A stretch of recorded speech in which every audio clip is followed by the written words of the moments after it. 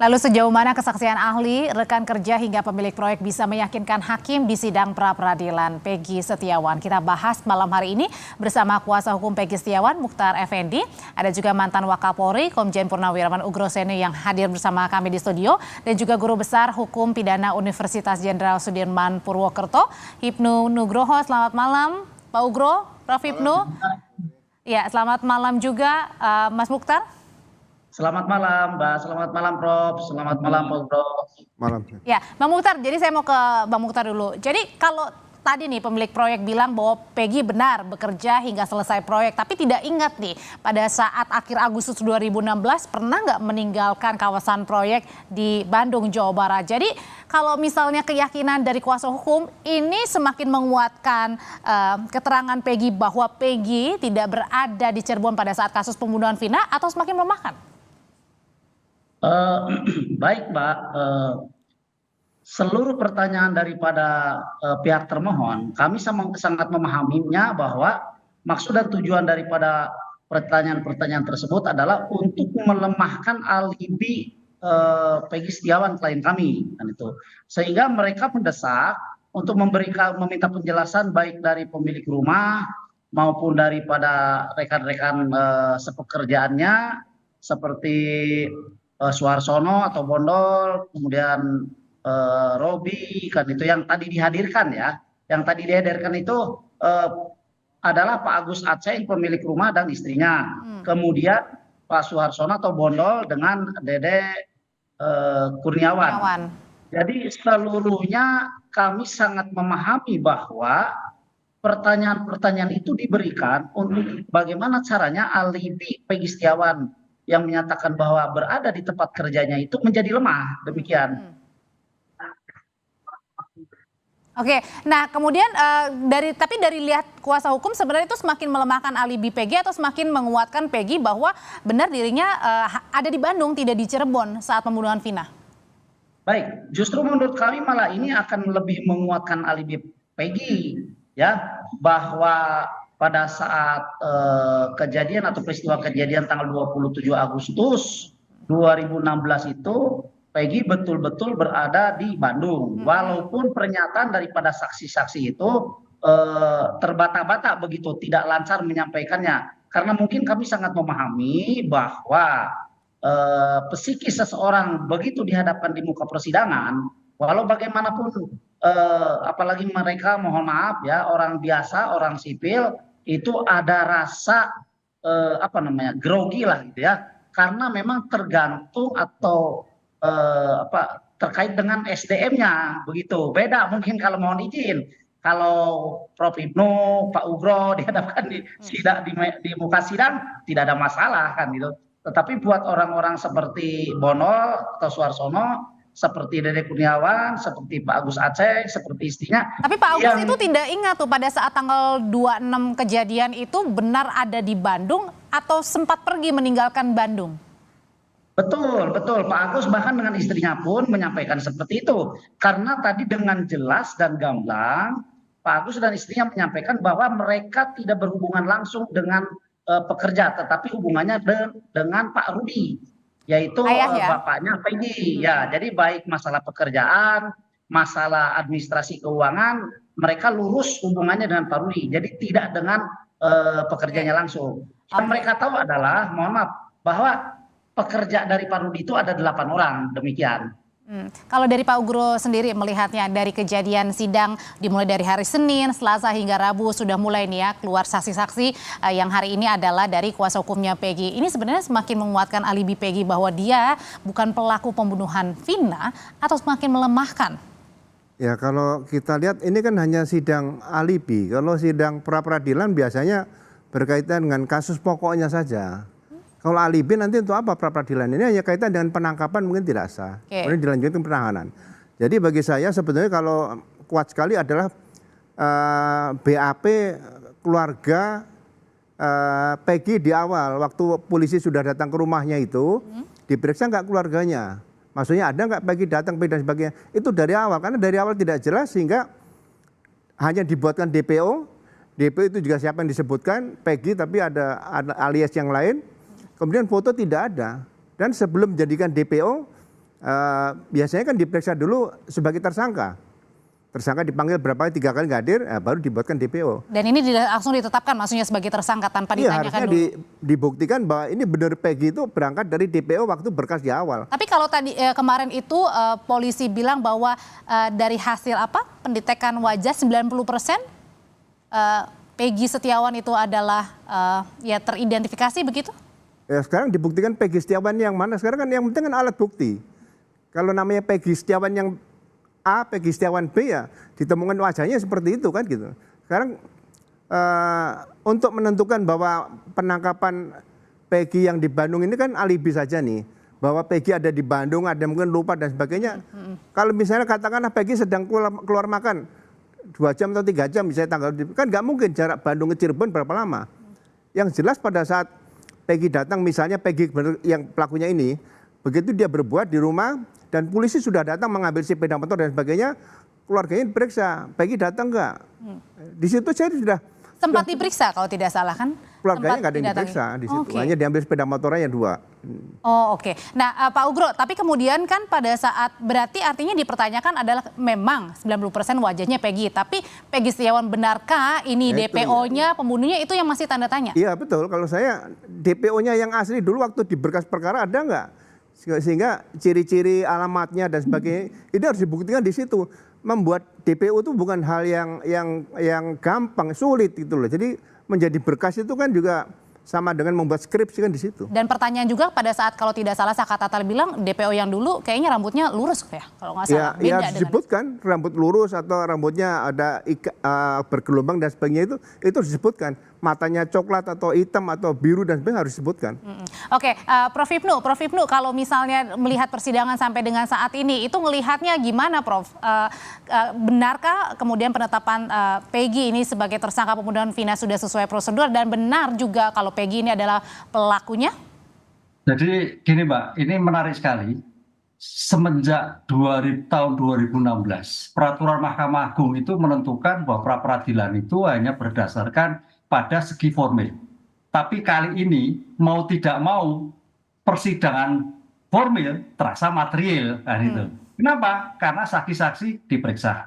Itu yang pertama. Jadi setelah baru kali ini saya melihatnya ini. Peggy ini yang membawa suatu persidangan pra-peradilan memeriksa saksi sampai mendalam pertanyaan-pertanyaan secara komprehensif. Harusnya itu ada di sidang ya? Ya, harusnya di sidang material. Tapi ini sudah pemeriksaan seperti material. Nah, itu yang pertama, Mbak.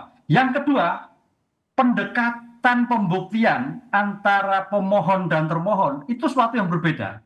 Kalau Pak Muchtar, pemohon, itu pendekatan secara sosiologis empiris. Di mana pekerjaannya, siapa, orang tuanya, jam berapa. Tapi dari Polda, saya melihatnya pendekatan dengan saintifik. Kemarin disampaikan adalah DNA. DNA-nya sama. Kemudian sidik jari. Sidik jari itu istilahnya kalau daktiloskopi. Sidik jari itu kalau kita lihat itu 2 juta orang baru sama Mbak. Ini kekuasaan Tuhan yang Maha Kuasa. Pertanyaannya, sidik jari kalau kita orang luar, sidik jari kapan? Betul, itu saintifik, betul jadi. Kan sudah 8 tahun yang lalu, berarti 8 tahun sudah ada sidik jarinya. Lah itu sidik jari siapa? Pembandingnya siapa? Ini itu harus dibuktikan di pra-peradilan? Ya kemarin kan dibacakan bahwa si Peggy adalah betul sidik jarinya adalah identik. Kalau foto sih mungkin bisa rekayasa, bisa sama. Tapi kalau dalam suatu pembuktian Mbak, saintifik itu hanya 2 yang akurat. 1 sidik jari, 2 DNA. Nah, DNA ini memang perlu juga cek darahnya. Sekarang pertanyaannya bagaimana mengeceknya? Itu yang saya kira pembanding DNA, pembanding sidik jari, itu yang saya kira pemohon harus juga mengklarifikasi. Karena ilmu itu ilmu saintifik. Cuma pertanyaannya pembandingannya seperti apa? Terus dilihat. Karena waktu itu DPO Mbak, ini Pak Ugro, DPO berarti nggak ada. Kok ada pembandingnya? Ini saya kira sendiri. Oke. Nah, kemudian saya kembali lagi ke Bang Muchtar. Bang Muchtar, ini kan kalau tidak salah ya yang didapat seharusnya ada Liga Akbar juga ya? Betul yang harusnya bersaksi hari ini? Enggak. Begini Mbak. Saya izin meluruskan dulu ya. Mohon izin, Prof. Mohon izin, Pak Ugro. Pertama, kenapa kita menghadirkan saksi alibi? artinya saksi yang satu pekerjaan dengan Peggy. Karena di tahun 2016, tepatnya tanggal 31 Agustus, memang betul pada saat itu ada polisi yang ke rumahnya ibunya Peggy, ya kan, menggeledah, kemudian membawa 2 unit motor yang salah satu diantaranya adalah motor yang dalam keadaan rusak. Kemudian disampaikan juga oleh ibunya Peggy bahwa Peggy Setiawan itu ada di Bandung. Nah, maksud saya peristiwa 2016 tentang penggeledahan itu coba kita sesuaikan dengan alibi yang dibuat oleh rekan sepekerjanya Peggy. Dan itu makanya kami menghadirkan saksi yang satu pekerjaan, itu yang pertama. Kemudian yang kedua, mohon izin bahwa yang dimaksud dengan sidik jari itu tidak pernah dimunculkan, bahkan tidak pernah disebutkan dalam jawaban maupun duplik yang diberikan oleh pihak termohon kemarin. Justru kami menunggu-nunggu, kalaupun memang pihak kepolisian daerah Jawa Barat mempunyai bukti, maka kami menantang mereka untuk buktikan alat bukti itu atau barang bukti itu di mana di dalamnya ada sidik jari Peggy Setiawan. Maksudnya pada saat sidik jari Peggy Setiawan pada saat pembunuhan Vina gitu ya? Betul, betul. Malah justru yang terjadi kekacauan sekarang, kalau kami bilang kekacauan ya, beberapa hari setelah Peggy Setiawan itu ditangkap dan ditahan, itu kami sudah menyampaikan di beberapa media bahwa ada salah satu atau seseorang datang ke Peggy Setiawan membawa 7 lembar kertas, 2 lembar berisi nama Peggy Setiawan tanpa data diri yang lainnya, ya kan, 4 lembar 5 lembar kosong. Yang 7 lembar ini semuanya dibubuhkan atau dimintai cap sidik jari Peggy Setiawan. Ini justru yang menimbulkan kekhawatiran bagi kami sebagai kuasa hukum Peggy Setiawan, jangan sampai nanti di kemudian hari timbul seolah-olah memang barang bukti yang dulu disangkakan oleh penyidik kepada Peggy Setiawan ada sidik jarinya. Padahal sidik jari itu diambil kemudian. Nah, kemudian selanjutnya masalah wajah ya, kemarin kan ada dari Inavis ya. Dari Inavis menyampaikan bahwa kesesuaian wajah Peggy itu 90%. Tapi ingat ya, dalam jawaban itu disampaikan bahwa penyesuaian wajah Peggy itu disesuaikan dengan data Dukcapil. Dengan data Dukcapil ya, bukan dengan data yang ada di CCTV. Nah, ini kayaknya nampaknya ini juga pertanyaan dari publik, Pak Ugro ya. Tadi mengenai sidik jari ini ngambilnya gimana pada saat sebelum pembunuhan. Terus kemudian juga mungkin tanda-tandanya juga ya, sebenarnya bukti apa sih yang paling kuat? Kalau cuma hanya sepeda motor, apakah kuat? Harusnya kan ada alat untuk membunuh ya, meskipun kejadian 8 tahun lalu. Iya, jadi kalau pasalnya saya baca di laporan polisi atau di putusan pengadilan, ini kasusnya kan pembunuhan yang direncanakan, kemudian ada pasal 170 juga dimasukkan, kemudian pemerkosaan dan sebagainya. Kalau peristiwanya yang berat seperti itu menyangkut jiwa dan tubuh manusia dan orang, biasanya dulu ada namanya jiwa, tubuh manusia dan orang itu harus dibuktikan untuk saintifik tadi darah yang ditemukan. Ada nggak darah di sepeda motor dan sebagainya. Kemudian kalau motornya itu waktu itu disita, ditemukan nggak sidik jarinya dan sebagainya. Ini harus ekstra hati-hati dari awal, sehingga pembuktian awal yang menggunakan scientific crime investigation harus benar-benar tuntas. Ya, jadi jangan sampai sekarang mau diambil sidik jari, mau dibandingkan dengan sidik jari yang kapan diambil. Dulu ada nggak pengambilan? Ini yang mungkin harus diberikan penerangan kepada masyarakat. Kalau dari awal sudah salah ya mungkin ke depan ini juga sulit mengatakan bahwa ini sidik jari yang ditemukan di TKP. Lah, ada nggak berita acara penemuan sidik jari di awal di situ? Ya, kemudian kalau wajah ini disamakan dengan siapa? Ya, wajah buat apa disamakan? Kalau wajah kan hanya dikaitkan dengan ini dengan Dukcapil. Buat apa disamakan untuk itu? Nggak ada hubungannya sama kasusnya ya maksudnya ya. Oke, kalau misalnya soal tadi temannya itu bukan Peron ya, alias Peggy-nya itu, tapi apa tadi ya? Itu juga apa? Itu menguatkan atau sebenarnya itu nggak ada sedikit-sedikit inilah. Ya kalau dikaitkan dengan kasus pembunuhan sendiri dan penganiayaan dan sebagainya tadi, pemerkosaan ya, buat apa seperti itu ditanyakan? Kita kan membutuhkan apa yang mungkin ditinggalkan di TKP. TKP itu kan crime scene yang harus benar-benar dijaga, dirawat gitu loh. Makanya saya bilang dari awal, Peggy ini yang sekarang ditahan ini pernah nggak dulu diperiksa sebagai tersangka itu? Oke, saya kembali lagi kalau gitu ke Prof Hipnu. Prof, besok kan giliran kita mendengarkan ya saksi dari pihak termohon, dalam hal ini adalah polisi begitu. Perlu nggak sih ini didatangkan Ibtu Rudiana sebagai pihak pelapor pada saat itu dalam kasus pembunuhan Vina Eki? Ya, karena ini sebagai bentuk peradilan tadakan semi formil secara material, ya biar imbang harus dihadirkan. Walaupun dihadirkan ini bukan materi loh, dihadirkan menanyakan bagaimana tindakan Pak Rudi ketika itu dilakukan. Apa yang dilakukan? Jadi belum masuk pokok materi detail, tapi karena penyidik itu kan apa tindakan penyidik? Mencari, mengumpulkan barang bukti guna menentukan tersangka. Langkah itulah saya kira yang harus ditanyakan pada Rudiana. Oke, ini pemanggilan ayah Eki ini sebagai seorang anggota polisi atau sebagai ayah Eki? Sebagai anggota polisi, karena waktu itu kan memindahkan yang melakukan. Oke. Itu yang turut melakukan, yang harusnya tidak boleh. Apalagi informasi awal kan bukan bidangnya, tapi melakukan malah itu bidangnya narkoba, melakukan malah satu kriminal umum. Ini yang saya kira tindakan apa yang dilakukan. Ini saya kira penting karena pra peradilan kita kembali belum masuk pokok perkara itu adalah menguji bagaimana pengambilan data, pengambilan informasi, mengambil data, penyitaan dan sebagainya. Sehingga itu langkah itu kalau betul, ya insya Allah betul. Kalau salah, berpotensi sesat. Gitu. Kalau misalnya sejauh ini dari kualitas saksi-saksi yang dihadirkan, ini apakah bisa meyakinkan hakim? Belum.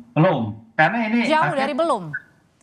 Ya, agak chaos juga. Makanya tadi saya katakan tadi Pak Ugro tadi bahwa saintifik ini kelihatannya saintifik bukan tahun tahun lalu. Ini loh, ini harus hati-hati. Betul pendekatan saintifik, tapi apakah 8 tahun yang lalu? Kalau sidik jari pasti hilang. Istilahnya kalau dalam kriminalistik kan sidik jari laten. Itu sulitnya bukan main untuk mendeteksi seminggu aja sulit, apalagi 8 tahun. Nah, ini bagaimana menyimpulkan sampai identik sekian? Foto, kalau foto sih saya kadang-kadang agak kurang pas, tapi oke lah. DNA itu cukup butuh waktu lama. Nah, inilah saya kira, karena dalam peradilan ini kuncinya dulu adalah Peggy itu betul atau tidak. Kalau itu salah, semuanya rontok. Kalau itu betul, tinggal pada tahapan kedua. Bagaimana penentuan tersangka, buktinya bagaimana, dan sebagainya. Jadi peradilan ini fokus 80% itu menyatakan Peggy itu tersangka atau bukan. Oke. Ya, Pak Ugro, kalau gitu, kalau besok untuk dapat meyakinkan lagi, punya kesempatan dari pihak polisi, apakah perlu Ibtu Rudiana dihadirkan? Sekarang kalau mau dihadirkan kan, ini hanya berkaitan dengan pra-peradilan penangkapan, penahanan, sah atau tidak di situ kan? Bukan berkaitan dengan penghentian atau ganti rugi dan sebagainya, atau alat bukti yang tidak sesuai. Jadi bagi saya berawal dari peristiwa, kemudian peristiwa tanggal 27, ya kan? Saya baca di situ Pak Ibtu Rudi membuat laporan tanggal 31. Kenapa laporan polisi itu kan biasanya ditulis pada hari ini? Tapi kalau peristiwa tanggal 27 dilaporkan tanggal 31, berarti kan laporan polisinya pada hari itu, bukan pada hari ini. Ini juga aneh gitu loh bagi saya. Jadi kalau pemeriksaan propam seharusnya jeli, kenapa sebagai orang tua yang anak jadi korban tanggal 27 baru melaporkan tanggal 31. Apakah karena waktu itu dibilangnya ini kecelakaan?